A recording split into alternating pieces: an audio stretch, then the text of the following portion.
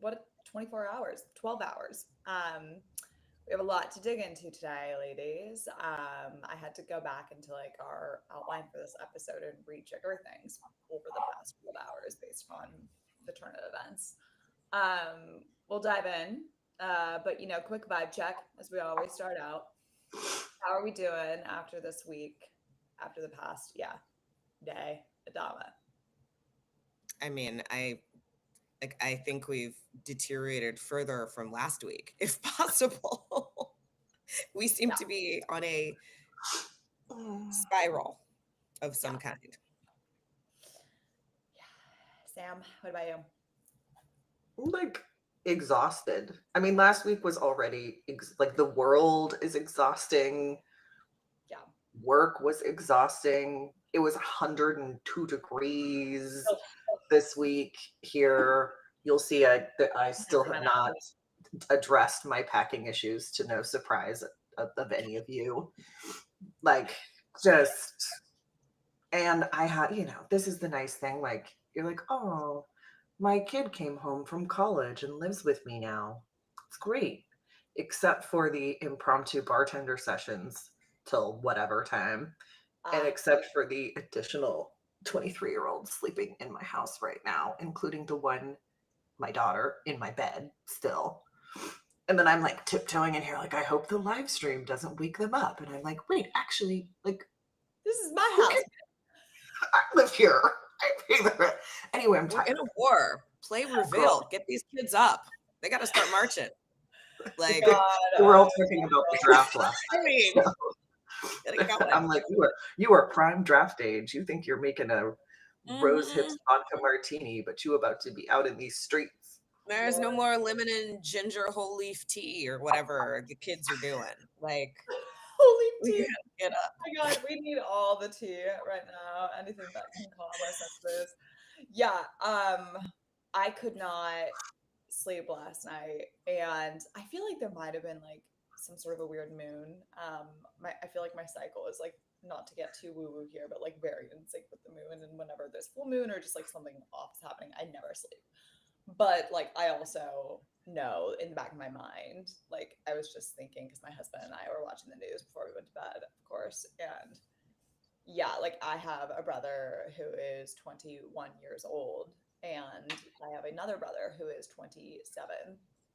Um, both of whom support Trump, and I'm just honestly very sad right now thinking about a generation of young men and women who voted for the current administration and don't truly realize what we're getting into as a country because of it.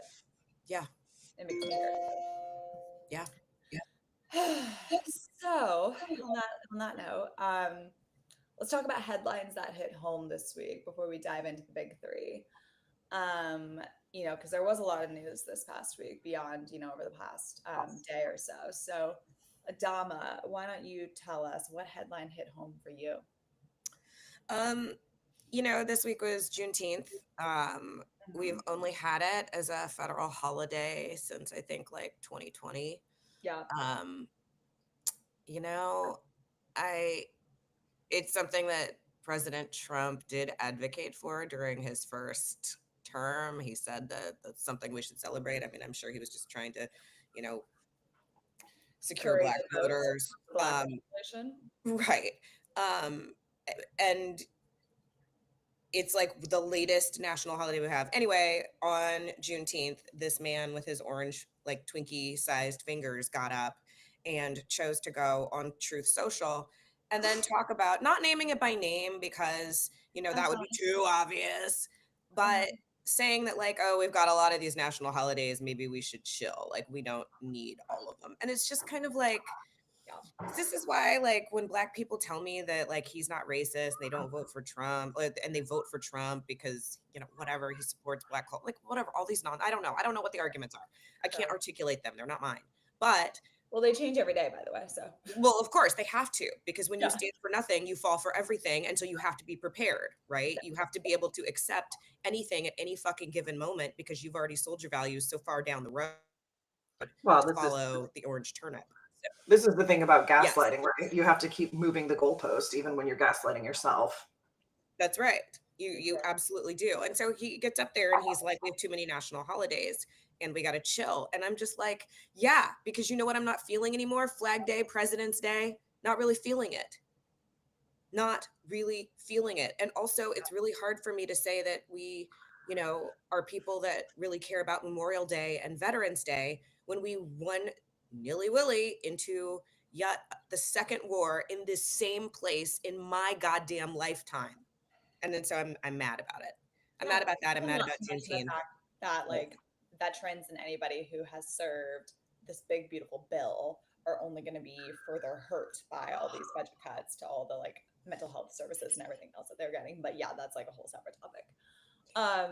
Yeah, headline that hit home for me, and Sam, I'd love to hear from you. Similar, another man who has no moral backbone or let alone consistency. Charlie Kirk was at a young women's leadership conference this week in Dallas, Texas. And Which why? Well, But exactly. anyway. Exactly. I mean, but it's Texas. I don't really question anything in that state, to be quite honest. They just passed a bill requiring the 10 Commandments to go in every single classroom. And I'm just like, what year is it? But anyway, a 14-year-old girl was asking him, you know, for his thoughts on how she should channel her passion for like political journalism. And he basically told her, you should just get an MRS degree. Don't care about the degree. Don't care about the education. Just like find a husband. Well, wouldn't it be great clear, if he all women actually did that? asked the women in the room, how many of you are Plan actually to just get an MRS degree, right? Yeah. And quite a few women raised their hand, which, by the way, if you want to go to college and your hope is that you meet a partner, someone that you have interests and share life path or like whatever, that's not the issue.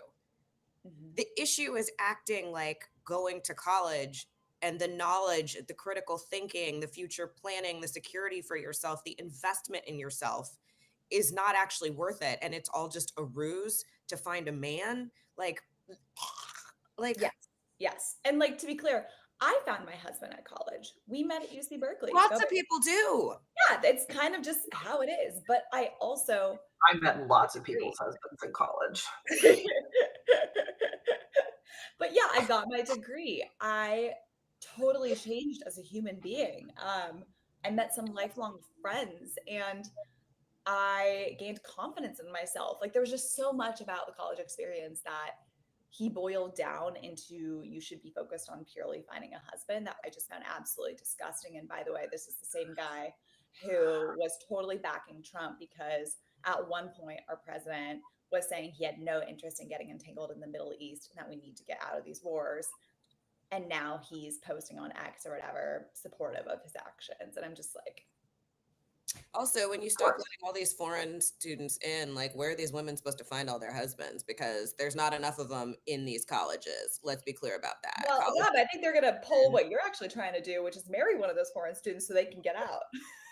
Maybe I need to go back to college. Go get Is this what we do? Is this how we do it? Is it too late for me?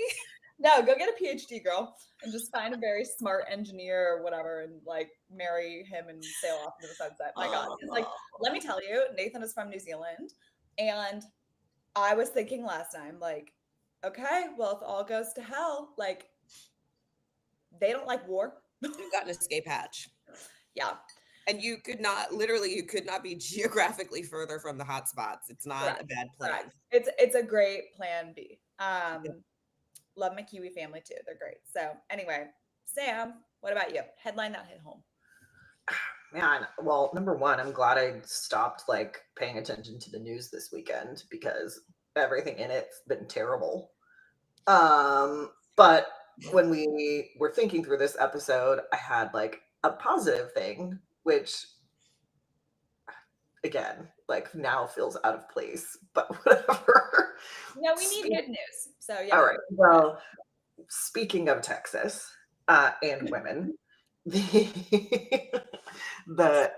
Dallas Cowboy Cheerleaders, after having to pursue legal action, in fact, got a 400% raise. Wow. Because some of these cheerleaders who work their actual booties off are working out all week, are at every event, jumping around, were making $7 an hour. So now they're actually $7 an hour or something like $200 a show. And then they don't like get paid otherwise. So, and it's like a full-time job, not to mention all of the. We know how popular they are. Right. They have shows on Netflix, and they've actually had shows for like before this. I don't know where they were. Merch and their likeness is used all of the time, and they were basically being paid like less than someone making cheeseburgers. Like, so anyway, the Dallas Cowboy Cheerleaders are going to get. So that's gives us hope. Our positive news, because we are team girlies getting their money. I'm happy for you ladies. I am happy for the Dallas cheerleaders, because the one thing that I took from watching that show, I only watched the first season, but that like standing split that they do like during, what is it, Thunderstruck? Yeah. That is the stuff of my goddamn nightmares. And I would imagine that the damage to the hips and the pelvis from doing that hundreds and hundreds of times, I can't even imagine that. They need all the money, whatever they're being paid, just for that one move alone. It is not enough. Well, and they all have to stay in shape, which is already like a full-time job of its own. I mean, girl, I've been losing weight and whatever, and I've been trying to get back into more seriously working out again. And then I forgot I had worked out, and I went and laid down in bed last night. And then I was like, why am I dying? And why does my butt hurt? Like, I did like 4 squats, and then I was like, but I'm dying. My butt hurts. Imagine if you stood and dropped into a split and then had to somehow get back up. No, I can't imagine that, because I would still be in the split. How could I get into the split forever? I mean, I would have torn every tendon, every muscle. Like, would just I'd be calling you like, I fell, Adama. So good. So good. I actually, fun fact, I can do the splits. Like, I can, like, from standing, I can just. Of course you are. You're like Gumby. Of course you could do the splits. No, but like that. So exactly. I am like Gumby. I am not a Dallas Cowboy cheerleader. I make it look like ridiculous. I need everyone to also understand, if you do not know Maddie, that she is like 6 feet tall in her stocking feet. Yes. So the just to help you along with that image. There's just a lot going on here. Yeah. Anywho, let's move on. We don't need any more Gumby stories on this episode because there's too many. Okay, so big 3. So we're gonna dive into 3 issues with you all today.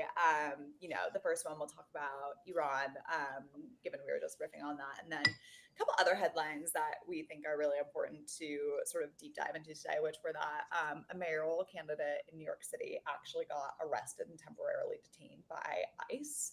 And then also there was a report that came out about the rising temperatures around the world and the risks that poses for our entire society and environment and how we live. So we're going to talk about all of those things today. But, because we were talking about it at the beginning, let's dive into the Middle East and what's going on there. Ladies, what happened last night? In case anybody tuning into this, which I think a lot of people are probably much healthier than us and aren't glued to the news all the time. So maybe they don't know, but what has transpired over the past 24 hours?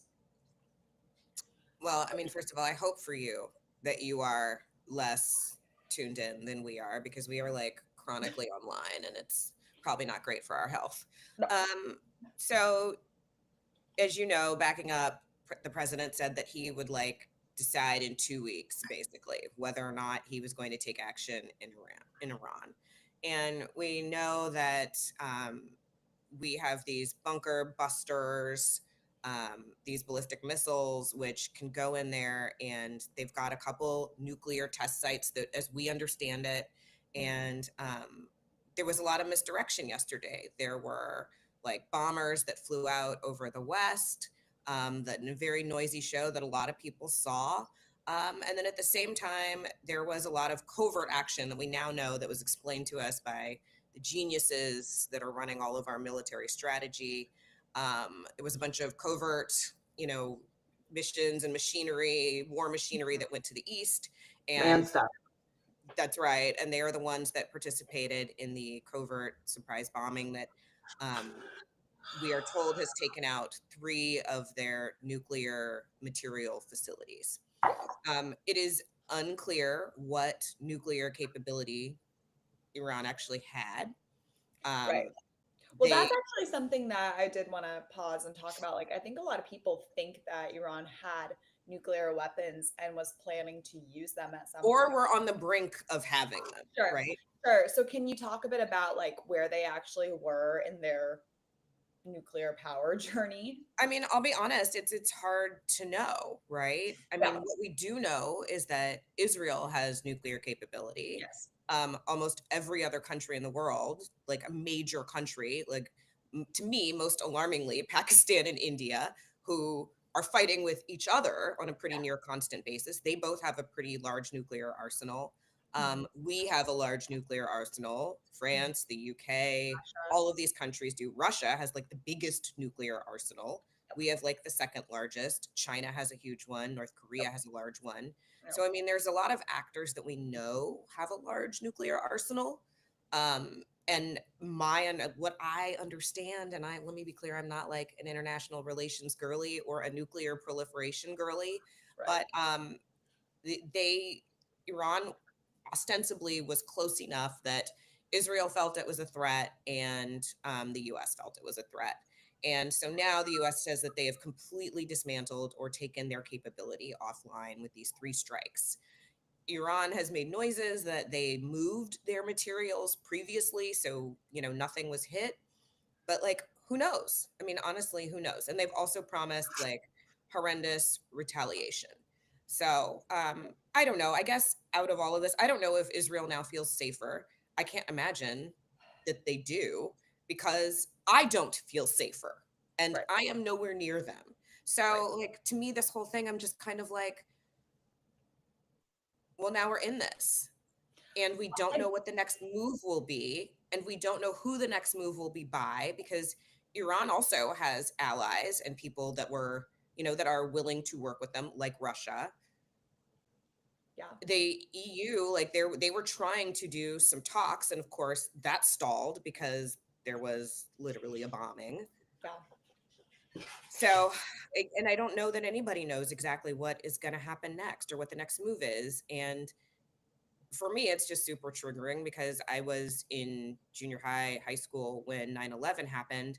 And we were very much sold a very packaged, very polished rationale on why we had to go to war. There was like, I don't know if anybody remembers if you're my age. You were in college. You were in college. Yeah. Well, I was 6 and I was pregnant with Ashley on 9/11. Yeah. You were in college. Like 20. Okay.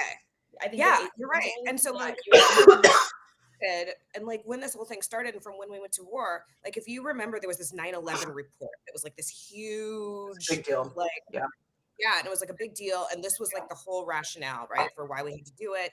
Young men who grew up with me were like immediately enlisting. There was the football player who quit the NFL and went, Pat Tillman, who went and enlisted.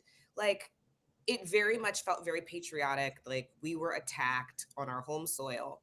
Yeah. And so we all felt like this is it. Like we need to be in this. Yeah. And now all people are asking is like, how did you guys get hoodwinked into, going to war? How did you guys get hoodwinked into the Gulf War? This is how. Like we didn't actually have a ton of choice. There was no time to debate it, let alone for Congress to weigh in. And that's actually right. And Congress did, and people actually didn't vote. Barbara Lee, one of the lone people who voted against going to war. Like one of there were, there were a very small handful. Yeah. Whereas now, though, it does feel like Congress is much more split and unsupportive around this. I mean, mainly Congress are MAGA now. Congress they're not going to. Yeah, they're not going to do anything. Like, what are they going to do? All they care about is passing some bill that's going to strip the middle of America from every resource that they might have had. Well, that's something that I was actually curious for your ladies' thoughts on, like, because I read an interesting and terrifying Atlantic article last night about how Trump wants this. He wants a war so that domestically he can gain more control. And that's what scares me. Like, obviously, the foreign policy implications and like the potential of World War III and lives being lost is like terrifying. But like at home, I don't think people truly realize like what he's doing and why he's doing this.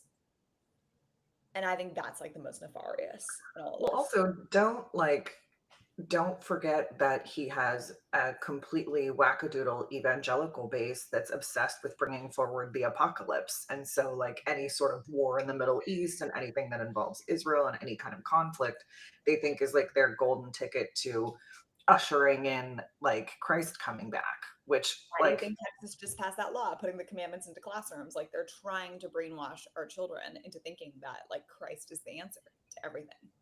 well, I don't mean that. Like, I mean, I'm not talking about the issue of the religious belief itself. I'm Right. talking about the Because, like, look, political I'm not going to belief. say Christ is not the answer, but Right. It's the forcing it political out. belief that if we instigate conflict in the Middle East, somehow we will force the second World. coming of Christ. Like, Yeah. and the logical fallacy is so wild. Like, you It's think he really needs to be forced? Like, you think he's not just going to come on his, I mean, he's either coming when he's coming or he's not. It's not going to be because you were throwing bombs at the And Middle honestly, East, my dudes. Lord Jesus, come quickly. Take I'm the pretty wheel. sure we are very far off from Christ coming again because he's probably looking at all of us right now going like, you guys. Like, I already came once. And this I is feel like And look how you treated me. I actually feel like every time some new like horrible politician emerges on the scene and I'm like, God, who the fuck is this? You seem fucking terrible. I'm like, in the back of my mind after like years of parochial school, I'm like, is he the Antichrist? Is it him? Maybe it's him. I mean, God, Pete Maybe Hegseth. it's him. if there's anybody that fits the bill. Like when JD Vance went to see the Pope and then he died, I'm like, is JD Vance the Antichrist? Is it him? Honestly, his face, like watching, did you guys see like Trump and his, and Marco Rubio? Yes. Like those four walking up, and then Trump, like, the most wild freaking thing was just hearing him go, like, I love you, God. This was great. Good night. And then like the other three guys are in back of him, and like all their faces just looked very like pained and confused. But I'm like, wait, aren't you guys all like, this is what you wanted, Y'all are right? gang, right? That's your boy, right? Those plans are your plans, right? Right? You're the Like, didn't the signal chat, isn't that like what you all like decided? Like, right. You're the Secretary of State. it was You're the most the bizarre thing. Secretary of Defense. These are your plans, right? Right. Yeah. Yeah, did you forget what you said in the WhatsApp, my dude? Right. But do you honestly think that those gentlemen want all this? I mean, there's something to be said about waging war when you know that you're probably going to be safe, right? If there's a bunker card with your name on it, deciding to do stealth strikes hits a lot different than it does for you or for me, who will not be safe if, terrorist attacks come to our shore. I got to go to DC tomorrow. Like, can you yeah. not? I mean, if I was like being in New York City or in DC right now. Yeah, thanks. Sorry, I know, like, that's like terrifying to me on your behalf. Like, I have people I love, including you, there in both cities, and it's not great. No, it's not. It's not great. Actually, my daughter and I had dinner last night, and when 9/11 happened, I was pregnant with her, and then I just had to go on like a full cable news moratorium for like 18 months because everything was so abysmal that I was just like sick with worry at all times, and it was not productive to having a new baby and that. But we were at dinner last night, and she's starting to sort of like ask questions about various countries' nuclear arsenals and who has them and where and how far do they go. And then I realized like she's stressing out over dinner about like, hey, who could bomb us in Sacramento, California? Who could reach? And like, just the net mental health impact, never mind every other horrible thing of like being even remotely tuned in and being like, oh, am I not even safe like walking around in my own neighborhood? Am I not safe traveling across the country? Which, I mean, God forbid, like you may not be in the US right now anyway, depending on who you are and where you're going, even without us bombing other countries. But it's just sort of another layer of, mental anguish that I think we are. Yeah. Well, and by the way, this is how people in other countries feel all the time, right? Yeah, of God, course. yeah. Anybody living in any of these countries entangled in this conflict, like it is kind of like a first world problem reality check to know It's a that. huge first world problem reality check. Yeah.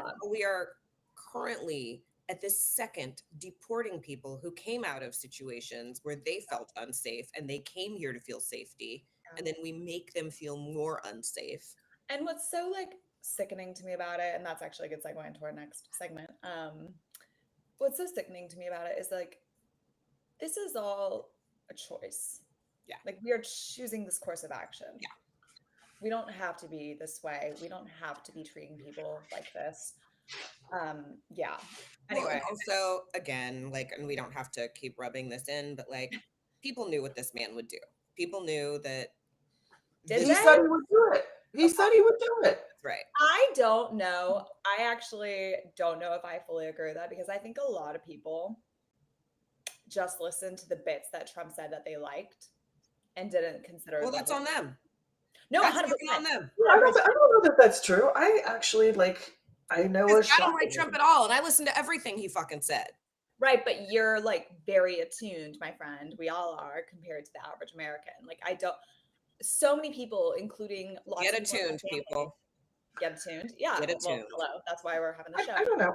I actually think like that gives some people a hall pass. I know a shocking amount of, especially like That is younger men and older men who think of the Middle East, short of Israel, as a monolith of people that we should just blow up. Like, I mean, they don't understand anything distinct between the countries or the history or what's happened or what our role has been in those conflicts. Yeah. And, it's like bang, bang, shoot them up. Like that's actually a fever dream for some folks.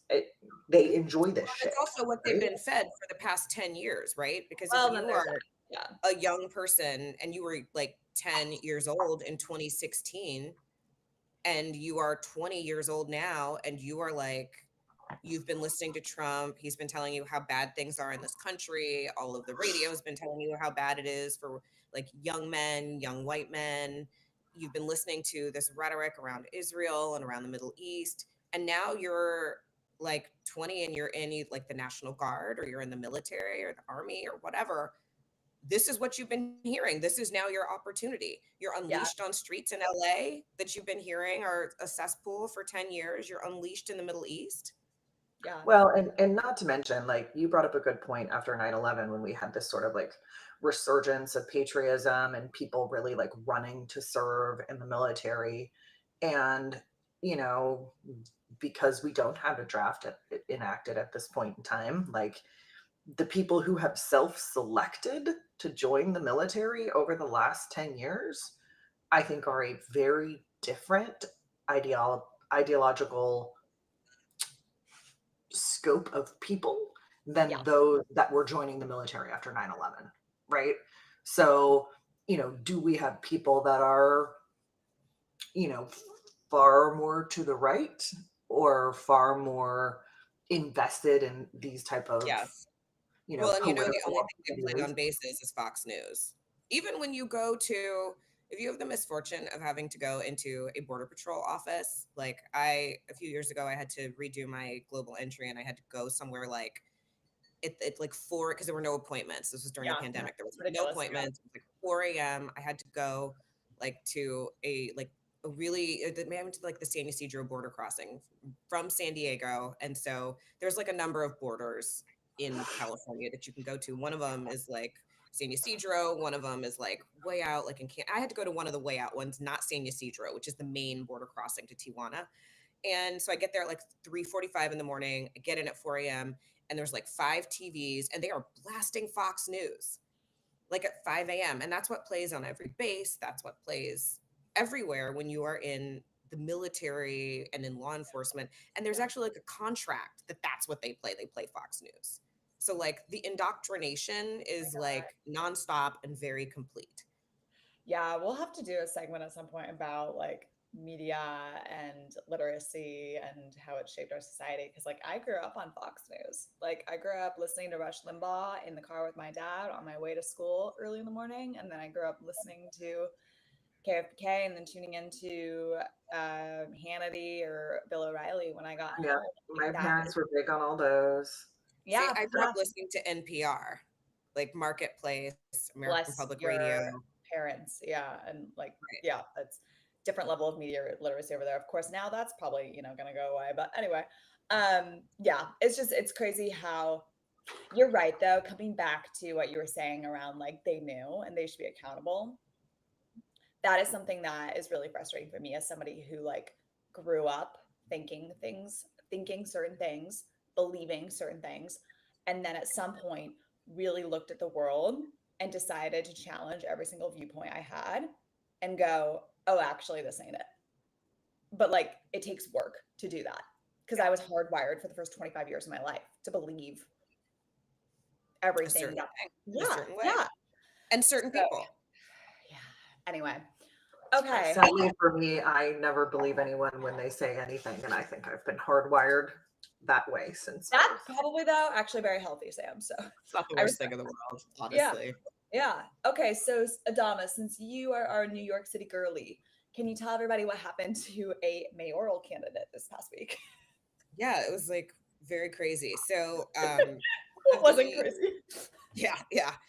One of the mayoral candidates had started going to, and let me be clear, some people say that this was totally like a publicity stunt or like whatever, but he had been going to courtrooms and trying to protect people because these ICE agents are showing up at court hearings and taking people away who are in the middle of their asylum process and their citizenship process, people who are doing things the right way, right? If you're doing things the wrong way, you don't show up to court to try to continue to move your process along.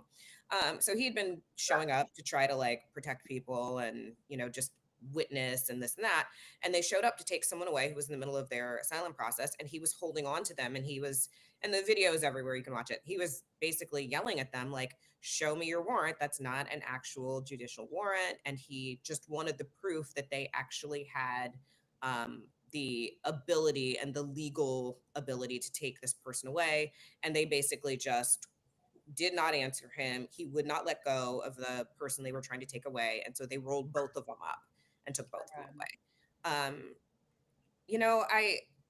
I hate to say it, but like, that's what I want to see from elected officials. I said it last week. That's the kind of action I want to see from elected officials, because it is not safe for especially Black bodies to put themselves on the line. Yeah. It is not safe, and that will actually cause more violence to have Black bodies and Black faces out in front. And so we need white allies to be very loud and upfront in protecting brown bodies when when they're being kidnapped. Yeah. And I mean, that is what is happening when masked people show up and pull people away without a warrant, without due process, and just disappear them for reasons that like surpass understanding. These people are not criminals. Like, we need elected officials to be out front and to be loud about how fucked it is, frankly. Yeah. So I appreciated that he did that. I ranked him number 2 on my ballot. We have ranked choice here in New York, and I ranked him number 2. So thank you. Thank you, sir. Thank you for your service. Yeah. I mean, it kind of goes back to what we were describing on our last session around like with the Democrats right now, there's a lot of like showing up for photo ops or like getting on like the, bandwagon. Everybody was posting about at the protest. Sure. And everybody was posting about Senator Alex Padilla, not Jose, and what happened with him at that forum. And yeah, like it's heartening to see people like that candidate who clearly have a backbone. Like they're willing to stand up for what is right and not just performative media. Like I'm just so tired of that bullshit. Yeah. It's interesting. I've actually had a couple folks who are candidates reach out and are like, just asking for resources because while they don't advertise it as part of their campaign, they're naturalized citizens. Mm. And it's like, I'm afraid that because I said this on the campaign trail, that someone's going to like pop up at my door and try and forcibly disappear me. Wow. And, you know, 6 months ago, if someone had called me and said that that was a concern, I would have, you know, heard them out, but not have been distressed. But you know, this weekend when I'm getting that type of outreach, I'm like, "Ooh, I mean, Yeah. It hits different. Yeah. Yeah. I mean, I had friends who before the election who were attorneys, everything else. I mean, Sam, I'm sure you do too with the circles that you're in, who were, when they were hearing and talking about mass deportations, they were like, that's never going to happen. He can't do it. He can't use the courts like that. The courts will never. And I was just kind of like, I I never don't, believed that that was the case. I right. always believed I he don't could do think it. that, I don't think that he's going to go through the courts like you seem to think he is. Yeah, Like, when has he ever done anything that was fair and appropriate and orderly? Like right. I he think either the overarching like theme of this administration so far is a saying that you had Adama on a previous episode we recorded, which is fuck around and find out. Like that's where we are with this administration. Everybody who said he's not going to do that or no way, that can't happen. It's like, I this is like would people vote who try to for Donald Trump. I will vote for Donald Trump. All these no, people. this is like people who try to domesticate wild animals. Like the coyote's gonna eat your face, my dude. Like yeah, yeah. Yeah. One thing too that is heartening to me about, at least with this, with everything going on with ICE, is what the Cardinals are doing. Actually, I've been great very point. happy to see.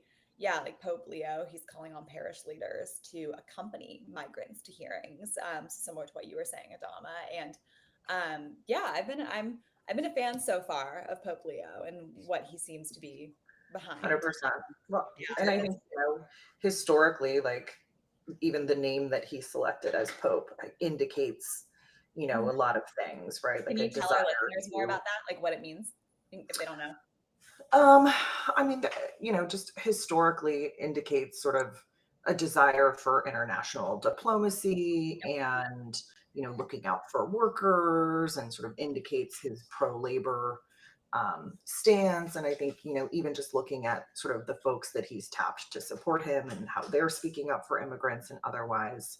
And I think his relationship with the previous Pope, I Yeah. think is very indicative of who he was going to be and where Yeah, his that heart was going to be. that is something, you know, like we were, because you know I was kind of shitting on like the evangelical community earlier, and I want to like preface that I think there's a lot of goodness in the church. I was like, don't bag on my Jesuits over here. No, girl, I went to St. Francis in Sacramento. Like I was raised Catholic. I just, you know, there's plenty of things about like the broader institution I'm not a fan of, and specifically of like the religious evangelical right that I'm not a fan of. Yeah. But I think that is so much goodness, and you see a lot of faith-based groups who are actually the ones coming out and supporting the immigrant community right now. Yep. And fulfilling roles that our politicians are not. But And it's interesting to me because it's not. So as someone who grew up in the evangelical church, I feel very comfortable talking about it. Yeah. It's not people from the evangelical church that I see stepping up. It is people from Episcopalians. It is Lutherans. So it is very much the Reform religions, the people who folks will say, oh, they're not real because they let women preach, they let homosexuals, they let lesbians be pastors, they like all of these things, like they are the ones in the US who are stepping up and saying that we will support people in our community. I may have missed it. If you are from an evangelical church who is stepping up to protect immigrants, let me know, like hit me up. Like I will talk about you because I have. And there probably are out there, but like they are not. I hope so. I would hope Yeah. so. Yeah, but by and large, that you're spot on. They're not the ones who are showing up en masse. No, there's a lot of goodness in the religious community, and I think like right now, faith is like what's going to get a lot of people through the next however. Well, and young people are starting to turn back to faith. Like that is really interesting, especially been a young trend. men. Yeah. And like I have a lot of thoughts on that and how it's tied to the evangelical right in many ways, because anyway, I think like, you know, a good like CTA with all this though is that like if you are affiliated with any Call faith-based to action. A good call. yeah, like yeah. Oh, thank you. You see, I check you on your acronyms all the time, so thanks for checking me on mine.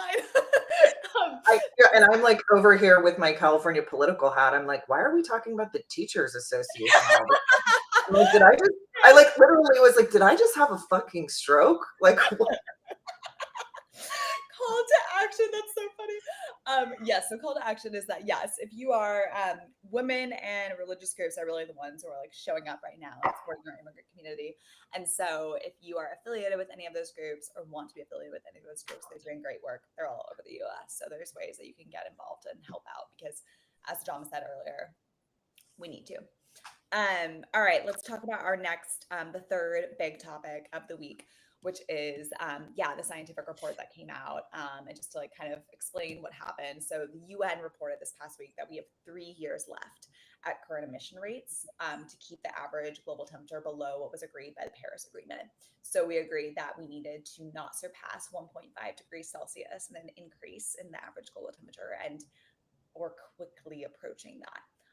Unless we let me ask a question. Is the US still in the Paris agreements? Honestly, probably not. Pretty sure we pulled out. No, hold on. Now I gotta like fact check this. I knew we said we were pulling out, and that doesn't mean we did. But like, if we just actually don't do anything in conjunction with matter. it. Yeah, well, the US, China, and India are the no, January 20th, 2025. So right after he got in, he signed. The president did an executive order. It was one of those many executive orders. Got it. I unfortunately very rarely forget anything this president does. Yeah, no, I was going to say, I think you're like, you got a vault there. Yeah, and the hysterical thing is like the excuse for why we needed to get out of it was like it was doing economic damage, and it was unfair to like our businesses, and created an extra burden. And then he ran around and did all of this tariff fuckery that's like a nightmare. Like, sorry, you're too burdensome. Let's go create some more burdens for American businesses. I would like to institute them myself. Right.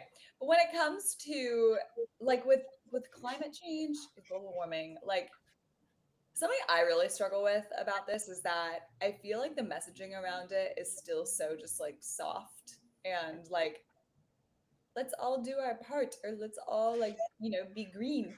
And I'm like, when are they going to start telling us like, no, we're all going to die? Well, in the US, they're not.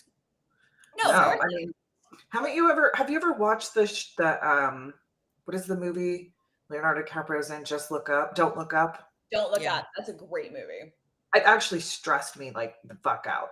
But that's exactly what would happen, right? We'd have, you know, a bunch of chuckle fucks talking about trying to mine the asteroids spinning towards Earth and running a PR campaign on all the great jobs it would have for you and your family. That's what's happening, right? Like we've got a bunch of people who, I don't know. Honestly, I'll be honest. I don't know that people don't believe climate change anymore. I just think they have decided they don't care, right? Like, well, they just feel totally unempowered. This is how I feel about Trump voters in general, Maddie. It's not that they don't know. It's not that they didn't hear. They don't care because they feel like, or they have rationalized enough distance between themselves and others that they're like, it doesn't matter. I think they don't care because it hasn't yet. That's right. Them directly. But and with climate change, like the shit's going. I mean, it's affecting us. It's like we had hail in 90-degree weather in. Yeah, it was like hailing. We have apocalyptic fires every year in LA. Every year. The problem is that so many Americans are only impacted by things, and they only care if it personally impacts them or someone else, right? And this is why, like, you'll see more articles popping up on wet bulb temperature, which I think is something a lot of the American population doesn't understand what it is because we haven't had to. But it's basically the it's a measure of how effectively the human body can cool itself through sweating. And if the humidity and the heat reach a certain point that basically is, equivalent to what's happening in the human body cannot sweat and evaporate sweat to cool itself, right? That's why we sweat, to cool our bodies. Right. And so if the two are equivalent, you will literally not be able to cool your body down and you will die of heat stroke. And so when the wet bulb temperature is unsafe, you can't go outside, right? You have to have air conditioning. You have to have a place to cool down. And we are looking at, case in point, I mean, Adama talking about New York this weekend, like it was super hot, but also hailing. So it's wet and hot, humid, right? And so I hope it doesn't get to a point where it takes people dropping dead in the street walking to work, because it doesn't have to be that hot, right? It's just enough to throw off the mechanics of the body. So those are the type of thing. The people who are the most vulnerable are going to be the elderly, the infirm, the unhoused, children. Well, they also are projecting that climate change is going to impact disproportionately a lot of third world countries. Like it already is. Of course, yeah. But in terms of where they see like people dying en masse, crops failing en masse, it's there. And so of course, here in the US, people are like, right. But then that of course drives refugees who then have to run to other countries so that they don't die. And then we want to fight over resources here. And it just feeds into larger global conflict. And, you have this sort of American exceptionalism and this attitude of, well, I guess you shouldn't have been born there, so fuck you, that it'll take a long time before the impact of that. As if any of the people who are here, as if they were born here, really, all things being equal. Right. You wouldn't have been here. Look, I certainly wouldn't have been here. I certainly wouldn't be here speaking English if all things were created equal. I mean, no, wearing a shirt that says I could be meaner. I should have worn mine. We could have matched. Shout out to our friend Marva who got us these shirts. All right. We're talking to her soon. I'm excited about that. Anyway, yeah.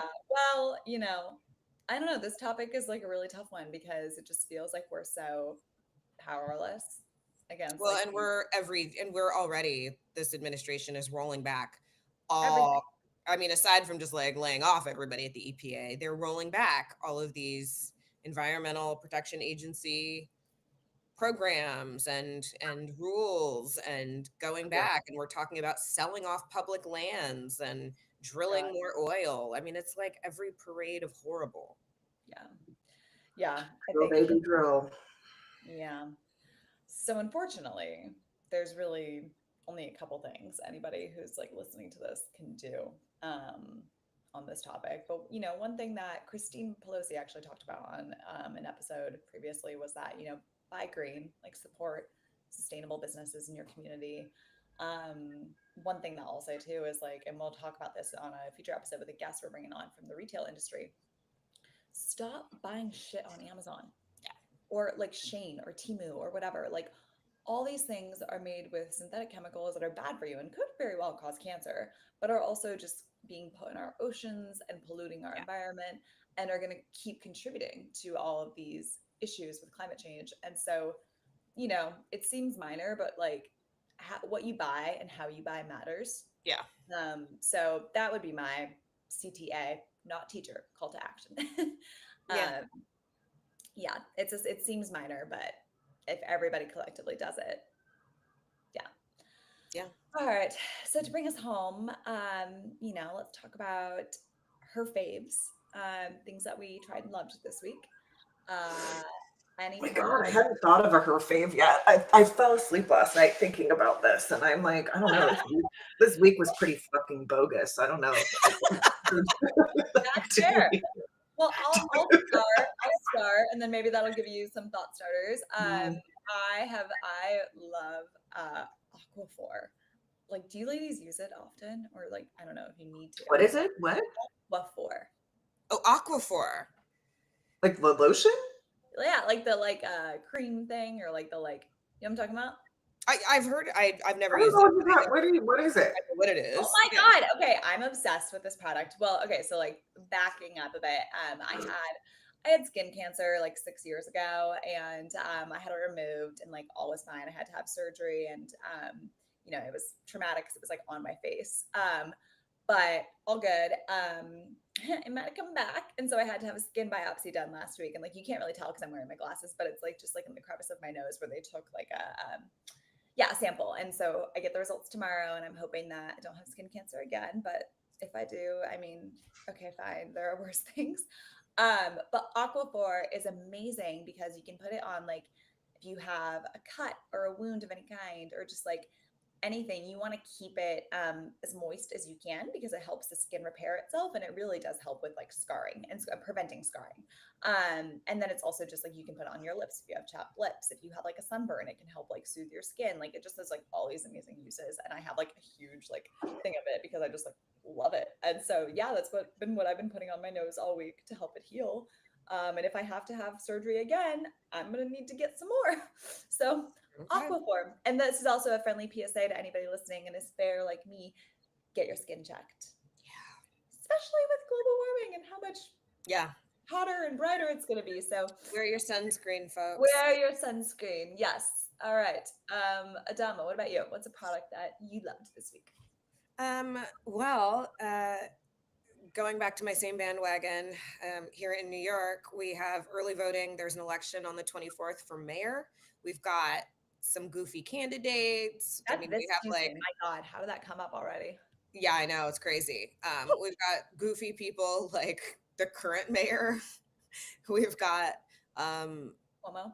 not great people like Cuomo, who is like is known, and it was proven to have sexually harassed like 13 different women, like credible accusations, which is not great, and also apparently just kind of facilitates a culture of abuse and screaming and everything else, which like, let's just like not do that anymore. But yeah, when I saw him crop back up, I literally like my inner monologue just screamed like, this fucking guy again. Like, girl, they all come back. They all come back. They just all come back. And by the way, he's back, and Bloomberg is putting like $5 million. Like, there's so much money in this race. I think like $20 million or something like that has been spent. Like, is it because the Democratic machine doesn't want any of these other candidates? Like they have such some of these people these are like their friends. These are like their friends. Place. I mean, if you are a billionaire former mayor and you're putting millions of dollars into a specific candidate, I assume that specific candidate will be good for you, the billionaire. I mean, I don't know. Right.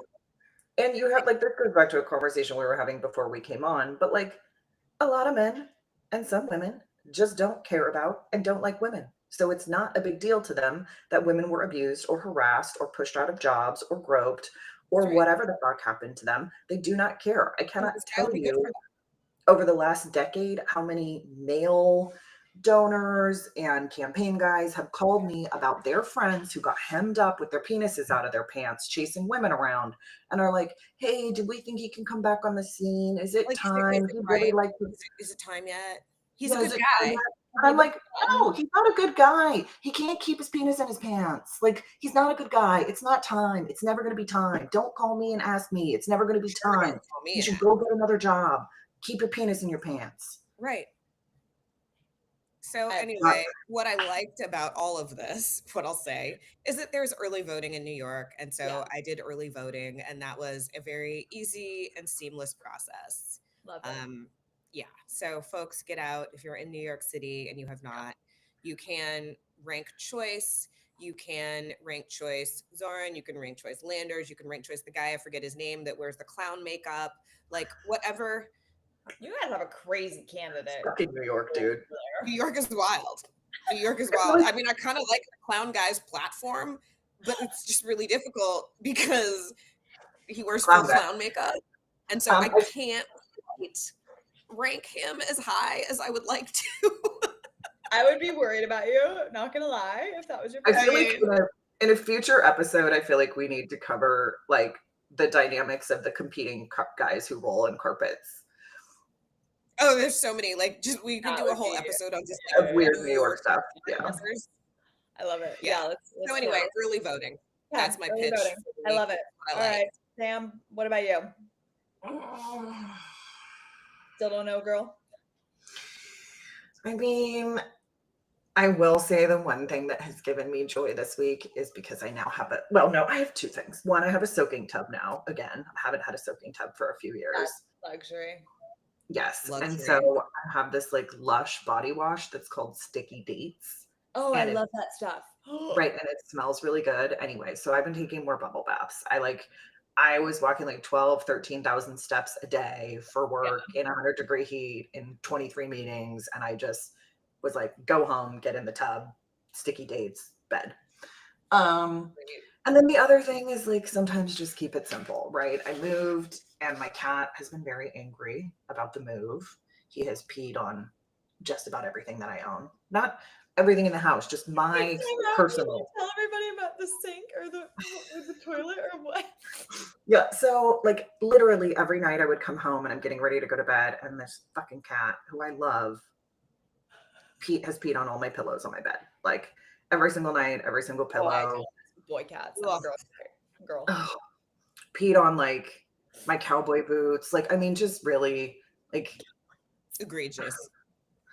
So one, sometimes you just have to get back to simple things, right? I bought like a gallon of white vinegar and I have had to wash pretty much everything that I own in white vinegar to get rid of, cat pee and whatever. And you know what? White vinegar is remarkably effective for cleaning things. So just sometimes go back to the basics. It's $4 for a gallon. It brightens your laundry. And you know what? It kills cat pee smell. So anyway, after laboring for days to get the cat pee smell out. And like, I even was talking to Lola, who is my chat GPT, that's her name, about like, how do we get the cat to stop peeing on things? And of course, my Lola was telling me to like, also have positive affirmations with my cat. What? Your ChatGPT might be Lola reincarnated as an AI agent. Oh, my chat GPT's out there. So anyway, she's like, maybe you need to talk to him more about his feelings. And I'm like, okay, let's try. Anyway, so the cat stops peeing on my pillows. And I'm like, oh my God, maybe between the white vinegar and I've been home more and the positive speak to the cat about his feelings has in fact actually resulted in him not pissing on all of my fucking things. So my bedroom has a master bath in it. So from the bed, you can see into the bathroom. And I usually keep the door shut at night because there's a sensor that the cat will like trip on and off. So the other night, the cat is keeping me up till like 3 o'clock in the morning, like trying to get in the bathroom. I'm like, what do you fucking need in there? Go to bed, cat. Well, I get up to get ready for work and I come around the corner to my bathroom and that motherfucker, he is standing over the drain in my sink, peeing directly down the hole in my bathroom. So he hasn't stopped peeing where he shouldn't pee. He just found a place he likes to pee more where I brush my teeth. Than your pillows. I mean, luckily I guess I have 2 sinks. One could be the cat sink, but like, so, and then I'm like, all my girlfriends are like, well, if he's already peeing in the sink, 1, that's better than your pillows. So maybe just let him do it. Or 2, train him to pee in the toilet, which is like 1 foot over. Like, can we just get him in the toilet? And I'm thinking, well, God forbid I actually like have a man over and he's laying in my bed and watches like Finnegan excuse himself to go use the facilities. Like, he's not watching. they're gonna be like, you're crazy. The And so last all of my thing I care about is a man in my bed. Like we have different things that we care about. Yeah. Fair. But the distinction is that like it's crazy. all of my girlfriends were like, oh my God, this is great. You should just get him to pee in the bathroom. Right. And you can like share the bathroom with the cat. Right. And all of the men I have told this story to are like, bitch, you're crazy. Yeah, because kind You're of. great. Yeah. Anyway, I love it. Okay. it's better than my pillows. The cat, All yeah, that's what we have. So Cool. I love this cat, but like, I don't know. I'm not advocating for people getting cats right now. Well, all right. Okay. I hope we don't have any listeners who are like cat ladies like me right now. No, of course, go get a cat, but like, I mean, they also have feelings. So Adopt, you don't have shop. to put in time and positive affirmations, even with the animals in your life. This is awesome. Okay. Speaking of positive affirmations, let's wrap us up by our choose yourself first moment. So as we say goodbye and give some advice to our listeners for another crazy week, how are we all choosing ourselves first to make sure, on the topic of mental health, that like we're taking care of ourselves amidst the craziness going on in the world? I'll start because this is something that I've been practicing much more, and it's been really, really helpful for me. I go for during the middle of my work day, I just block time and like half an hour. It doesn't have to be crazy, but like I just block 30 minutes and I either get outside for a walk or I just like get outside and just go like sit and like get some vitamin D and some fresh air. That has been game changing. And like if people invite me to a meeting or if anything happens, I'm either gonna then take it from my phone while I'm on my walk or whatever. But like I'm not sacrificing that time anymore. It's like my sacred Good. time. The Yeah. lunch at the desk is the most grim Terrible. of all workplace conventions, Terrible. I think. Totally. Yeah. Especially But when you, you like Adama? go out to get food and then bring it back. That's Yeah. awful. Like, why? Yeah. What about you? Yeah. Adama, how are you choosing yourself first?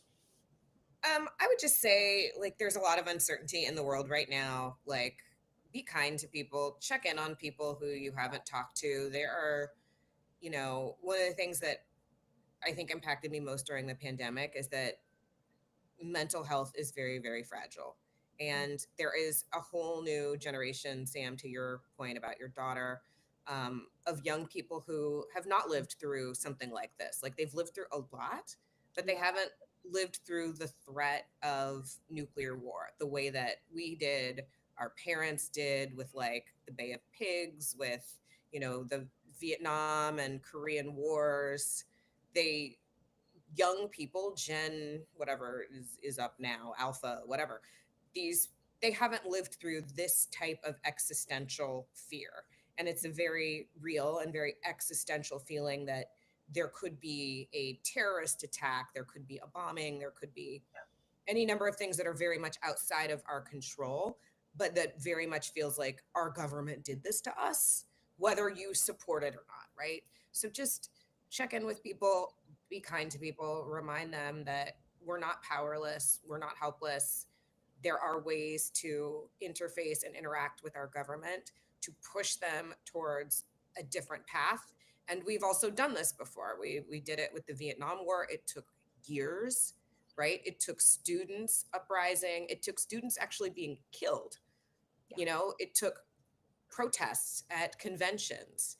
It took people in the street. It took bodies putting themselves in harm to stop our government from doing something that is not in Americans' best interest. Because my question in all of this is how does any of this make us feel safer? How does any of this benefit the American people, right?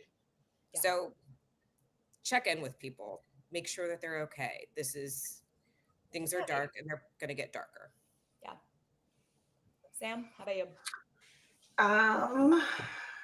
Good grief. You know what? I had like a moment this week of realization where I was beating my head against the wall, trying to get someone or a certain group of someone's to see value in all of the work I was putting into something. And then it just sort of hit me that like, why do I need you to see any of the value? What I am doing already has value. If you can't see it, I'm not going to make you see it. I am making myself more miserable trying to get validation from you, person, than I would need to be. So we are like letting go of our need for validation for shit we already know we're doing well and correct and kicking butt on. We're just letting it go. Like, see what you want. Don't see what you want. I'll be good. So Yeah. that's our self-care practice for this week. Yeah. Love it. I think there's something really powerful in what you just said too, in terms of like, you know, the notion of like letting your work speak for itself, I actually think is bullshit, because like you do have to advocate for yourself and like promote the value you bring. Just be strategic around who you do that for. Like, don't try to please everybody, because not everybody matters. Like, only certain people really need to see your value. And so as long as those people do, like, fuck everyone else. You being the primary person. Amen. Mm-hmm. Amen. Mm-hmm. All right. Well, ended on hopefully some positive, uplifting notes amidst the not so bright topics today. But yeah, listeners, thanks for tuning in. And if you have any topics you'd like us to dig into over the next week as the news cycle unfolds, or if you have any advice you're looking for in terms of dealing with just like the madness of our world, drop us a comment or a DM, and then hit subscribe if you haven't already, so you get real-time alerts when we have new content coming out. Thanks for tuning in. And join us when our next episode drops on Wednesday. Yes. We have a guest coming on to talk about rare diseases. So look forward to diving in. All right, y'all. Have a great Sunday. Bye, everybody. See you next week. Bye.